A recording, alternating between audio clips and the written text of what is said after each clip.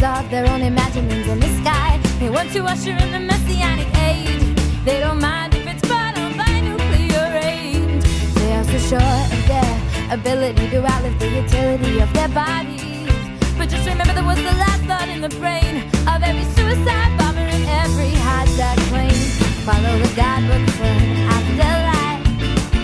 Which one do I try? Which one do I try?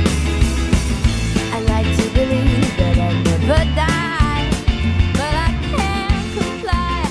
No, I can't comply. Hey guys, I'm John and I'm the stay-at-home atheist. And I'm Stacey. And first, let me apologize. I know we haven't put out any material in a while. I've been traveling a lot for work, gone most weeks, so it's been a little too hectic to try to find time, but we are going to try to get back into things. And John might have to do some videos without me, but hopefully we'll get back into a better schedule. So we're glad to be back. Yeah, we kind of just thought this would be the right time for us to put something out. Oh, by the way, notice we're like in video now. This is not a very good camera, but we're getting one, so maybe we'll have a little higher quality in the next video. We'll see. But basically, there's been a lot going on in the atheist community, as many of you probably know, and we just decided that this is the right time for us to make a point to put out some more content. So I'm gonna. Okay, so here's the thing. If you don't know, the brief synopsis is several administrators and moderators for the atheist community of Austin's social media pages resigned in protest over their handling of a series of transphobic videos made by a content creator called Rationality Rules. They had him on their channel. They never addressed it. Really, I mean, they did eventually, but, you know, it was all mishandled, and a bunch of people left feeling that the ACA wasn't properly standing up for trans people. I'm one of the ones who left, and a bunch of us are in a new group. It's you know, not really important to the story. The gist is, since that happened, there's been a lot of changes in the ACA platforms and how they do business that I think are for the worse. Yeah.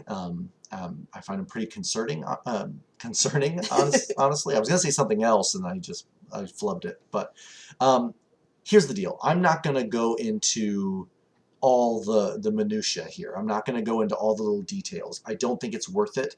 It's been done so many times and so well by other creators. There's, let me see, Chrisiousity, Essence of Thought, Objectively Subjective, Callie at the Queersplaining podcast. I know there's more. I can't come up with them all off the top of my head. I apologize. If I can think of some more, I'll put links in the description, and I'll link all their channels in the description as well.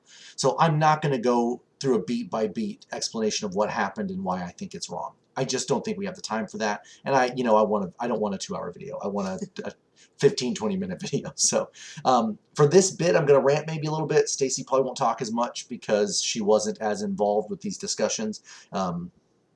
In fact, she was trying to get me to leave my position as moderator before I did, because she saw the writing on the wall, because she's much smarter than I am. Whatever. So let's just tell the truth here, Stacey. So anyway, here's the deal. My biggest concern with the situation isn't that you know, some people disagree with me, or that I disagree with some people.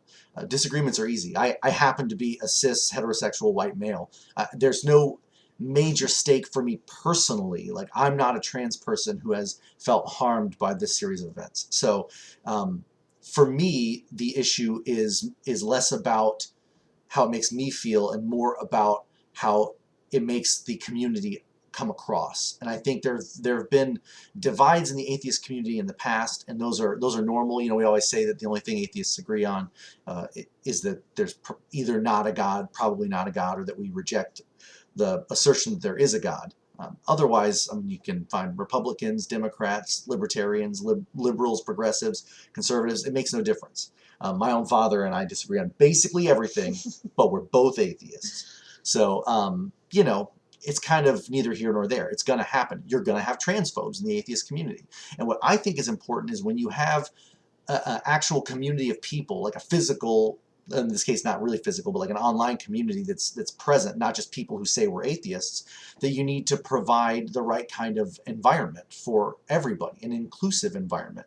And for the longest time, the atheist community of Austin was, I think, on the forefront of that effort. And by by refusing or failing to properly stand up for trans people in the situation that occurred with rationality rules, I feel like they have kind of shot themselves in the proverbial foot here. Or proverbially shot themselves in the foot? Because the foot's not the proverb. It doesn't matter. And I think we see the fallout from this as well. You know, the ACA group, the most popular one, the Atheist Experience Official Discussion Group, it's kind of a mouthful. It's public, so you can still pop in and look even if you left. So I've popped in a couple of times, and I've noticed a trend toward more hateful language, not just against trans people, but once you once you make the decision to, because here's what they did. They said, okay, all this stuff happened, all of our moderators left. Instead of rebuilding, we're just going to do away with moderation. We've got 1 or 2 people who are still around, and if there are specific complaints lobbied or specifically reported content, then we'll look at those and evaluate. Otherwise, we won't moderate. So that means if nobody reports it, you could say some pretty heinous stuff and not get removed. In fact, there was on their Discord recently, there was some kind of like rape apologist stuff.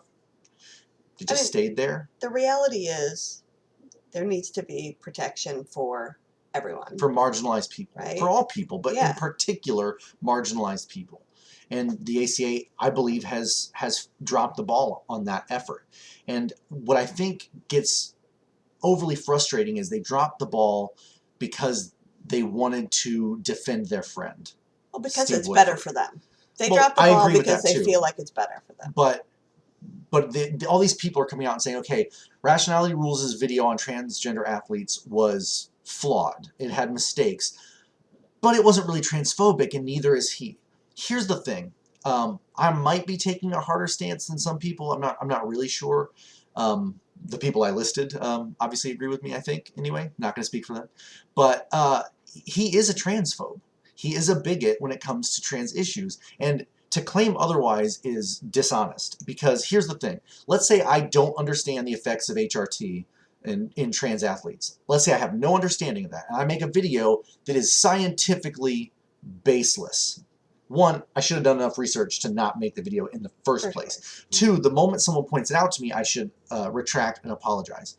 3, I wouldn't include clips of other commentators calling trans women men. Clearly transphobic. Some of the most disgusting transphobic rhetoric that Stephen included in his video, and referred to those clips as gems. He'd also made other videos in the past, you know, going after different content creators, but agreeing with their stance on gender and biological sex, as it's like Jordan Peterson and Ben Shapiro.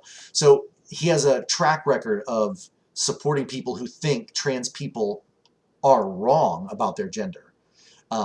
So that is transphobia in my opinion.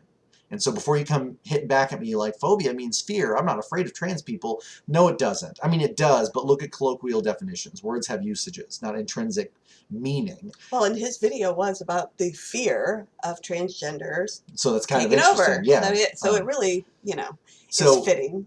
So that's kind of, I don't, like I said, I don't want to go on a massive rant. That's like, we're like 5 minutes of rant, and I think that's probably a good place to stop it. Yes. The gist, the most important piece is, here at the Stay at Home Atheist podcast / YouTube video channel, I guess. Jon and Stacey. Jon and Stacey. We absolutely stand with our trans brothers and sisters and gender non-binary and all the LGBTQIA+ community. And to me, this has been a travesty, an absolute travesty, when you have an organization that was so good about it that has gone so completely wrong. And that's the danger of pandering to attempts at having a larger audience. In my opinion, that's totally my perspective on it. But to transition from there, we're a family podcast. We like to talk about parenting, so we'll do that. And this is a good teaching moment for us, a good reminder for us as parents who don't have these experiences, to remind ourselves to step back and make sure that our children don't fall on the side of the ACA. So kind of transitioning to what we've experienced. So if you've listened to our podcast in the past, you know that we have 2 children of our own, and we also took in 2 of our nephews. So it's been, for us, always teaching our kids to be open and welcoming to everybody. and to always ask questions, right? Always try to learn.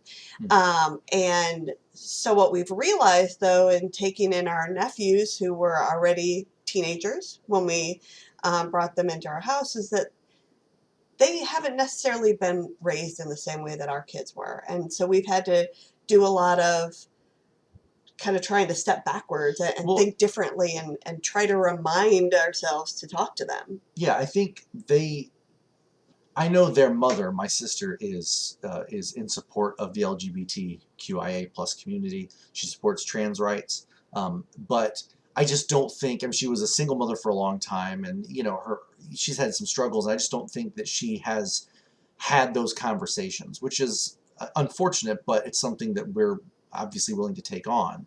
So we've had a lot of little moments, where they'll say something like one of them said to me, there's someone at the school and I'm not sure if they're a boy or a girl. And so you get to a point where you're like, hey, maybe they're neither. I've even heard of people who sometimes identify as a gender and sometimes identify as another gender. I don't know what the word for that is, so I apologize. So we've tried to have those conversations, and what we've always done is say, just ask. I kind of have a standard where if I don't know, I try to force myself to use they, them pronouns until I'm aware, because the last thing I want to do is be misgendering somebody unintentionally, because that can cause real harm. And you don't always necessarily just want to ask outright when you first meet someone, because that can be offensive to some people too. So I've seen a lot of people post. Sorry, I know I'm kind of jumping in, but I think it's important that we don't forget this bit. I've seen a lot of people talk about, hey, look, just ask right away. It's fine. But I have a few trans friends who've told me that they actually feel kind of uncomfortable with being asked. And so, I think it's a mixed bag. And I think the best you can do is ask. And if someone's like, oh, this is what it is, but I'm a little uncomfortable, then you apologize, for having caused offense. I think you can't have it both ways all the time. So you have to kind of figure out what makes sense. And like I said, just they, them because that's the thing. If you they, them, maybe they'll just correct you. And then you haven't said he to a woman or she to a man, right. Or he or she to someone who's gender non-binary. So I think it's a good thing to be able to do. And it's a good thing to teach the kids that it can be any of those, right? And that you've got to kind of try to learn how to interact with people, and that this is a good way to do that. And they've already had some experiences in public school, and I'm sure that as they get older and go further through high school, that'll become even more apparent. And we hope that we've been able to at least teach them to ask questions, at least teach them to be accepting.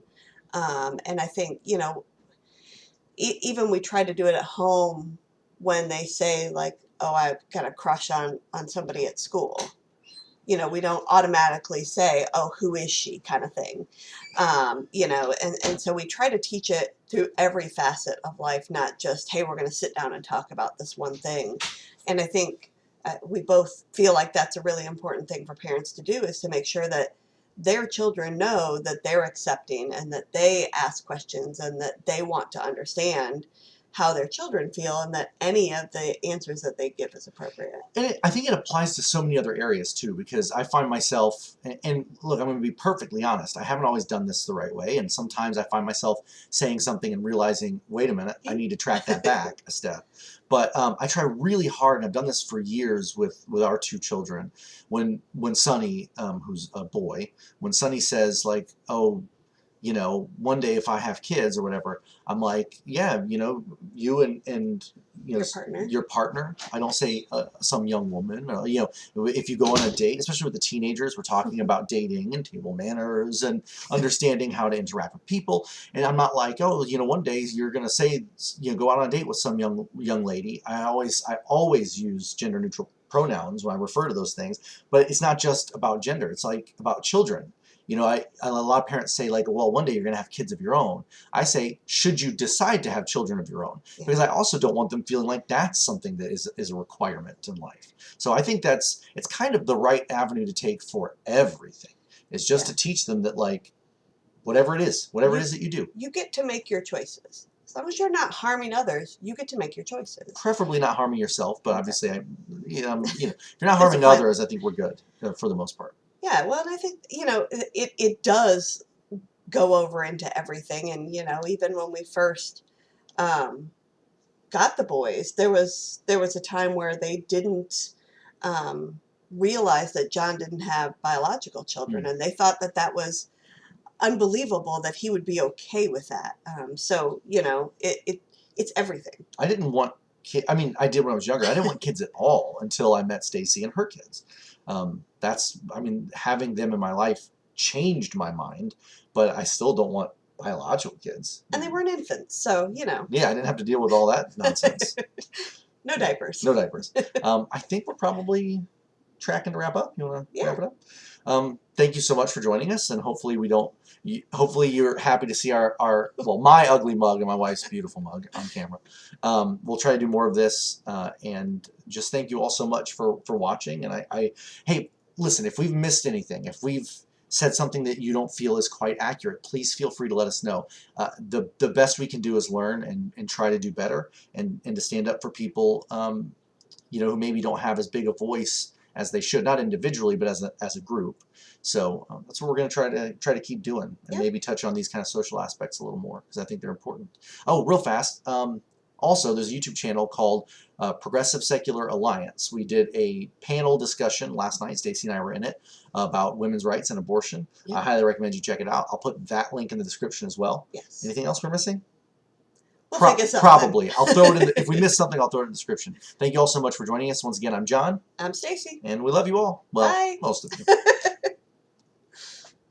Thousands are humming, the second coming's coming. The environmental responsibility is succumbing to the suicidal longing for paradise. Can't they see it's already before our eyes? All that makes us who we are, we find cannot survive without our mind. But you're so afraid to die, you're willing to sacrifice. Living through